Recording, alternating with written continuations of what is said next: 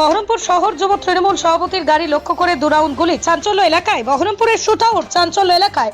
শনিবার রাতেই মুর্শিদাবাদে বহরমপুর কাশিমবাজার রিং রোড সংলগ্ন এলাকায় বহরমপুর শহর যুব তৃণমূল সভাপতি পাপাই ঘোষের গাড়ি লক্ষ্য করে পরপর দু রাউন্ড গুলি চালানোর ঘটনায় রীতিমতো চাঞ্চল্য ছড়িয়ে পড়ে এলাকায়। জানা গিয়েছে, প্রতিদিনের মতো এদিনও রাতে কাজ সেরে বাড়ি ফিরছিলেন পাপাই ঘোষ। সেই সময় রিং রোড সংলগ্ন এলাকায় দুষ্কৃতীরা তার গাড়ি লক্ষ্য করে পরপর দু রাউন্ড গুলি ছোড়ে। ঘটনায় বহরমপুর থানায় খবর দেওয়া হলে ঘটনাস্থলে পৌঁছায় বহরমপুর থানার পুলিশ। ঘটনার তদন্ত শুরু করেছে পুলিশ। আমি আমার পার্কের মাঠের ওখানে একটা বাড়ি আছে, আমার ওই বাড়িটা থেকে আমি বেরিয়ে আমার ওই লোটন আছে, আর ওখানে বাড়ি নামিয়ে দিয়ে বাড়ি যাই। তো লোটনকে বললাম যে আজকে কেউ নাই, লোটন বলল যতকে বাড়ি নামিয়ে দিচ্ছি। ঠিক বানবপাড়া বাম্পারটা ক্রস করে রোডের মুখটা ঢুকতে যাবো রানিং গাড়িতে, প্রথমে বিভৎস জোরে একটা গাড়ি পিছনে আওয়াজ হয়।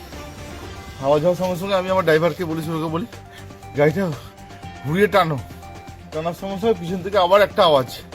তখন আমরা গাড়ি একদম ফুল স্পিডে বেরিয়ে চলে এলাম। পরপর দু রাউন্ড আমার গাড়িতে ফায়ারিং।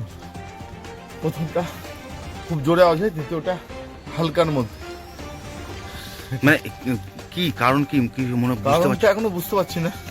আমি সঙ্গে সঙ্গে আইসি সাহেবকে ফোন করি, পুলিশ প্রশাসন এসে হাজির হয়েছে।